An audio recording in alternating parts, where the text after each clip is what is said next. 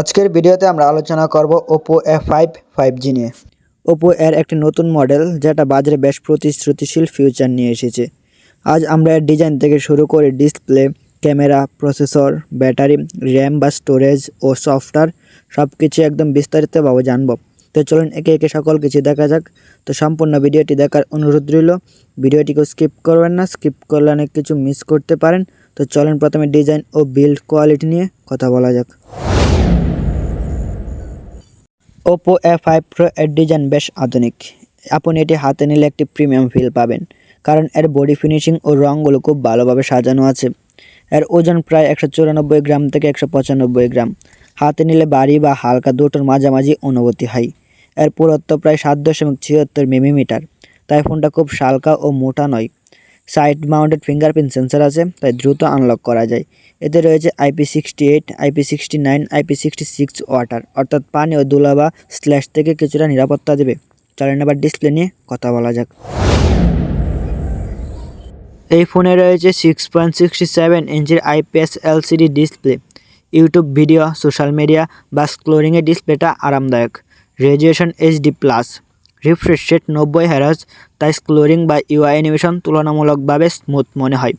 Brightness আছে 1000 nits পর্যন্ত। রোদে বাইরে ডিসপ্লে দেখতেও সুবিধা পাওয়া যায়। প্রোটেকশনে রয়েছে SGC DT Star Plus D++ guerrilla glass 7i। ডিসপ্লেটা একটু দাগ প্রতিরোধ করতে সক্ষম হয়। চলেন এবার ক্যামেরা নিয়ে কথা বলা যাক। এই ফোনে রয়েছে ডুয়াল ক্যামেরা সেটআপ, মানে প্রধান ও সহকারী ক্যামেরা দুটো ভিন্ন কাজে লাগে। রিয়াল ক্যামেরা 50 মেগাপিক্সেল, প্রতিদিনের ছবি তুলতে বড় সাইজের সেন্সর। 2 মেগাপিক্সেল ট্যাপ সেন্সর সাধারণভাবে পোর্ট্রেট স্টাইলে ছবি তুলতে সাহায্য করে। ভিডিও রেকর্ডিং করা যায় 30 fps থেকে 60 fps পর্যন্ত।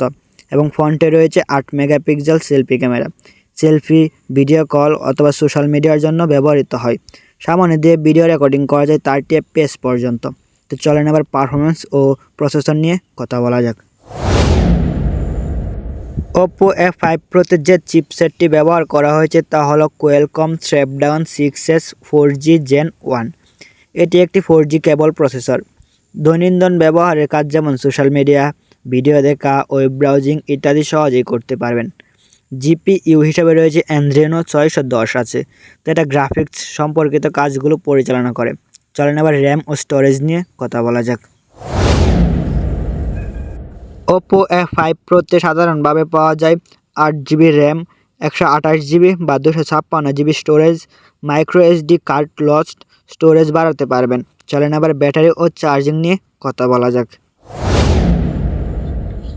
এই ফোনে রয়েছে 5800 mAh এর বিশাল ব্যাটারি, যার মাধ্যমে ফোনটি একবার চার্জে দিলে দিনভর ব্যবহার করা যায়। 45 ওয়াটের ফাস্ট চার্জিং রয়েছে, এটি দ্রুত চার্জ সাপোর্ট করে। ব্র্যান্ডের মতে ফোনে ব্যাটারি লাইফ ভালো থাকে এবং চার্জিং স্পিডও অফিসিয়ালি ফাস্ট চার্জিংয়ের মধ্যে দ্রুত হয়। তো আজকের ভিডিওটা এতটুকু ছিল। যাদের কাছে ভালো লাগে থাকে চ্যানেলটিকে সাবস্ক্রাইব করে পাশে থাকা বেল আইকন অন করে দেবেন। নতুন নতুন টেক রিভিউ পেতে আমার চ্যানেলের সাথেই থাকবেন। ধন্যবাদ।